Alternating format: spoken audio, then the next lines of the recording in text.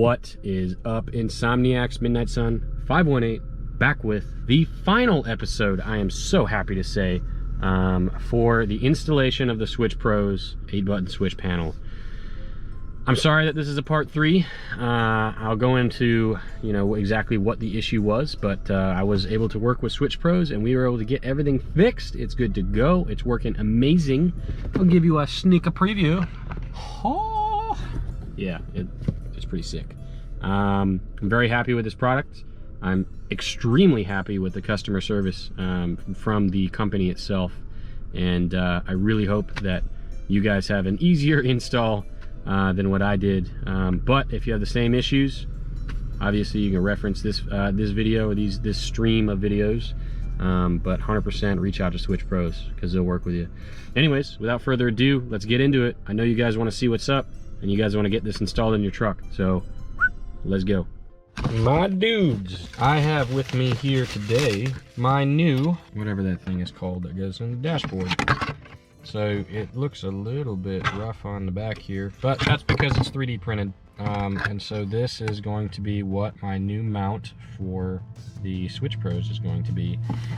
And it comes with a small switch spot. Right? So I'll probably put a blank up here because this is now a shorty switch down on the bottom instead of the tall one that I have going on right there.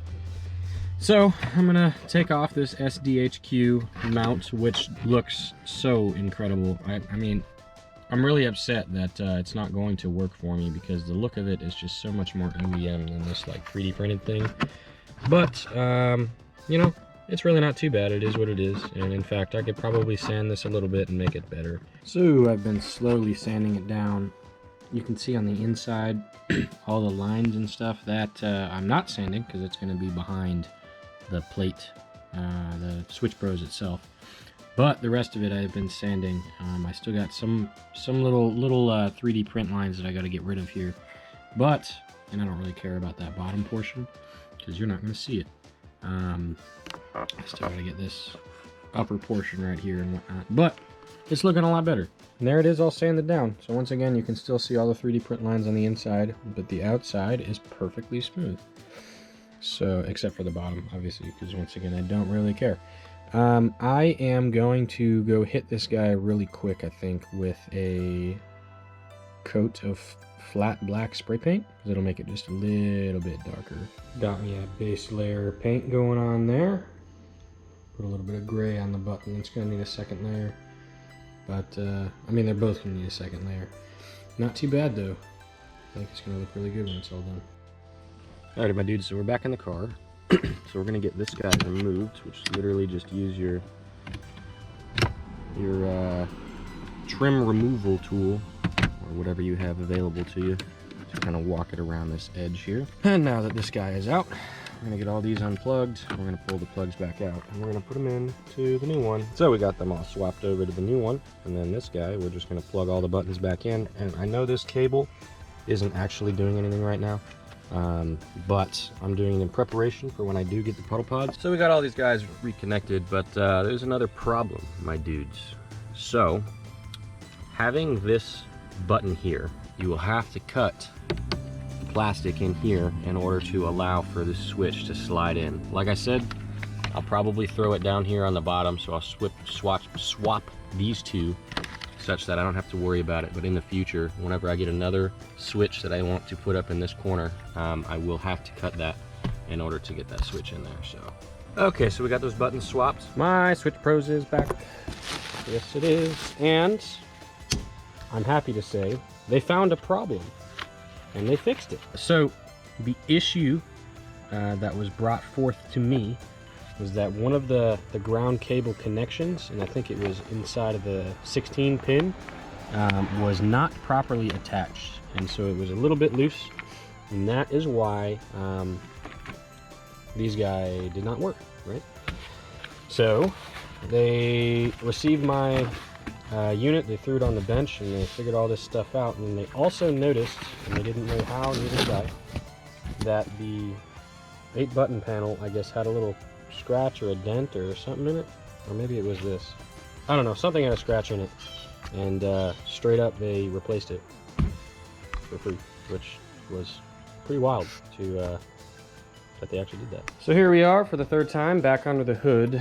I gotta tell you guys, I really have to give like a huge thank you to the SwitchPros company. The SwitchPros company themselves, their customer service is absolutely incredible. It's commendable, and I am very thankful to them for working with me and being so kind through this whole process, you know? Okay, so we're gonna get under the hood. Before I run all the cables back into the car, I am going to make sure that it works. So we're gonna plug it all up. I'm gonna get the power cable installed. I'm gonna get the wires all connected where they're supposed to be to include the ignition. I'll probably run the ignition inside just so I can have that plugged in.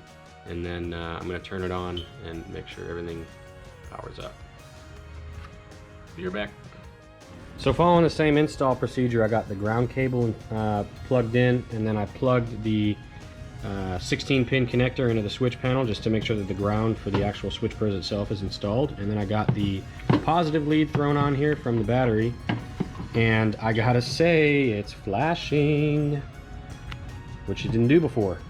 So that's very promising. So I'm gonna run the ignition cable into the cab and get that plugged in up under the driver's side foot area where it was before. And then I'm gonna run the light cable as well right up in there, which you guys can't see, but you saw it in the previous video. So I'm gonna get that knocked out, and then we're gonna fire her up. Well, I'm gonna plug in the 8-panel, and then we're gonna fire her up and see what happens. Fingers crossed. Wish me luck. So I got it all plugged in down there. You can't see it too well. Promising. I plugged it in and it flashed. And I started doing some stuff. All right, I got that white wire run for the lights hooked up to my markers. And let's fire her up and see what happens. Moment of truth. Oh my God, it works. Guys. Well, it turned on. So the next step we can do entirely inside of the car. So I got the cable run for the little four pin, right? And that is for the back of the SwitchPros itself, right? It's 4-pin. So I get to take this bad boy off and reveal all this gorgeousness behind it.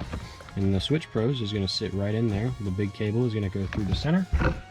And SwitchPros provided these guys right here, these little screw things, and then lock nuts that we can throw on the other side of it. And so we're going to screw this directly into that panel. I'll show you what it looks like.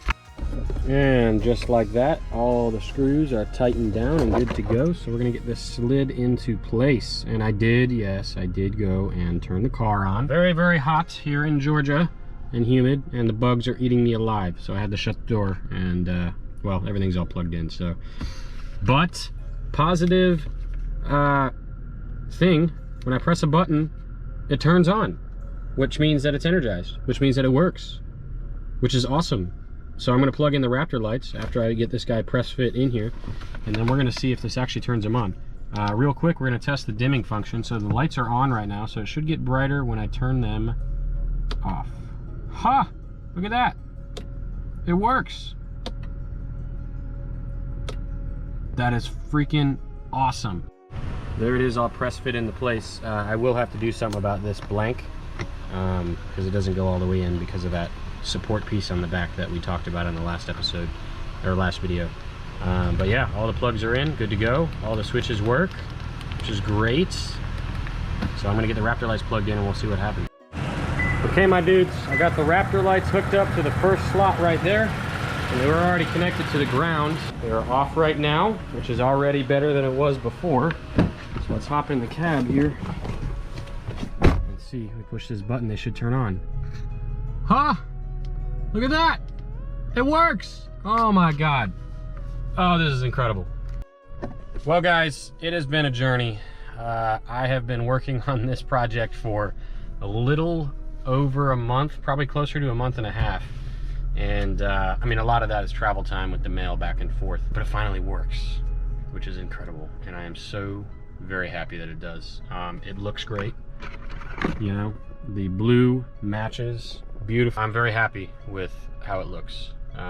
It did take a lot of energy and a lot of effort, but in the end, I got the result that I wanted, and it is gorgeous. And I am so excited to start getting more light bars. Going. I guess you probably do want that on, I don't know. And yeah, so if you guys have enjoyed, please do the usual, hit the like and subscribe. And if you do have this problem, like I said before, it was just an erratic open in the ground. Hope you guys have enjoyed. I'll catch you in the next video. Midnight Sun out. Almost forgot.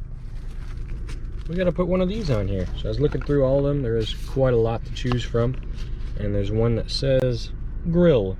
Now it doesn't look like Raptor lights, and it doesn't look like a grill, but all of the light ones, for the most part, they have the same symbol. So I think I'm going to use this one. So peel her off here.